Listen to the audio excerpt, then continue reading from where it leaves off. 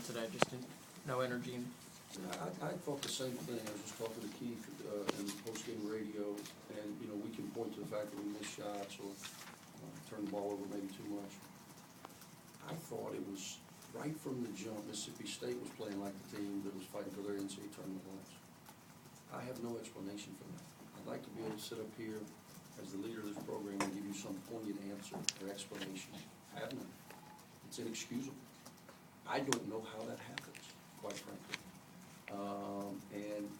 We were lucky to even be in the game down the stretch. But you can only have so many opportunities, so many missed possessions, so many missed loose balls, so many 50-50 balls that they get, so many free throw opportunities that they make and we miss. They deserve to win, and we deserve to lose.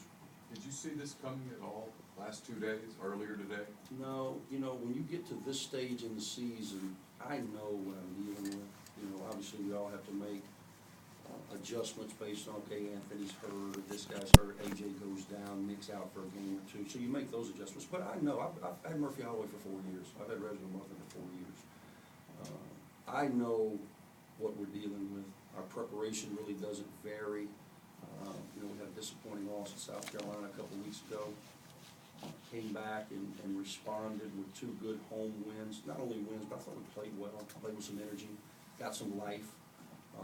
Came in here and I thought the guys were excited about playing, but we didn't transfer that over to the court. And as a result, we're on our heels, playing uphill the entire game. Continued to battle in the second half, got it to 2, and had opportunities. There's moments of truth. You've heard me say this many times. There's moments of truth throughout the course of the game that are going to determine winning and losing. And they seized all those moments. Loose balls, opportunities that we just blow, clean looks, 50-50 balls, and as a result, we come up short. Andy, did you think Reggie Buckner's technical right there, because it was a 2-point game right there? That was a good swing, because the next thing you know, it went from 2 to 7. They hit 2 and then still hit a 3, I believe.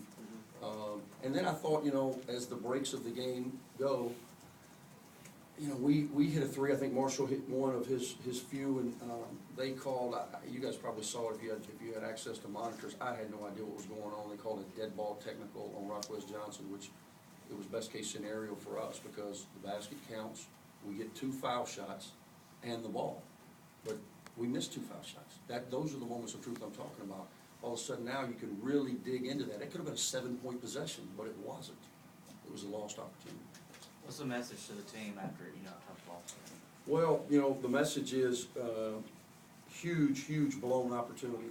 We all realize what just happened. And we've got 3 games left.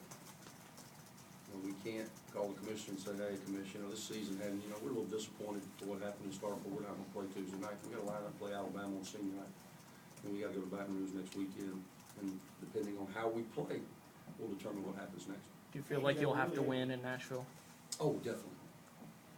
That's what I think. Now, I'm not on the committee, but I think most definitely now our goal is to try to get, and I don't even know mathematically because I don't know what happened today, but to try to win out, which would put us maybe in the first round bye territory, where you're trying to win 3 in 3 days as opposed to 4 and 4. Colin Worker just found different ways to score inside and out. How much trouble was he giving y'all in that match? Phase 4s have killed us all year. Eric Murphy killed us. Kyle Wilcher killed us. Colin Borchard kills us. We struggle with phase 4s because we're never at the point of attack on ball screens, and as a result, we get strung out. And then it comes down to whether or not a guy's going to make an open shot or not. But he's going to get one if you're not there at the point of attack. Yeah. Same song and dance for us. That has never changed. If you looked at our season, anybody that's a phase 4, they hurt us.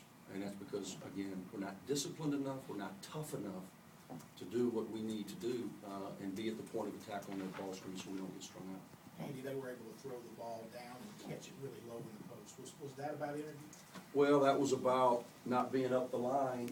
I told my biggest fear coming in here, Gavin Ware didn't play much in game 1. He's a good basketball player. He's a big body, and he catches it very close to the rim. He didn't play in game 1 very much. He got in foul trouble.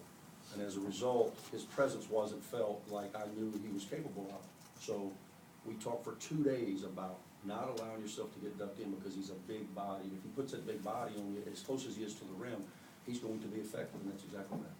Anything else?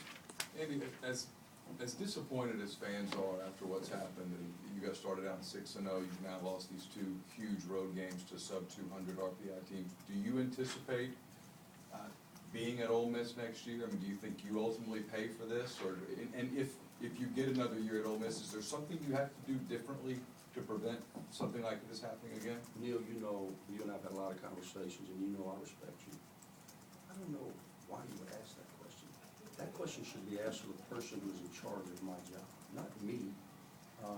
I'm going to coach this team at Ole Miss. To me, this is a privilege. I grew up, right up the road. When I was driving in here last night, I saw, 25 to Louisville. That's where I was born and raised. I've been in this building 100 times watching Bulldogs and Rebels. This is a privilege for me to coach at Ole Miss and to be a head coach in the SEC. I'm the all-time winningest coach in the history of this program. I am very proud of a lot of the things that we've done.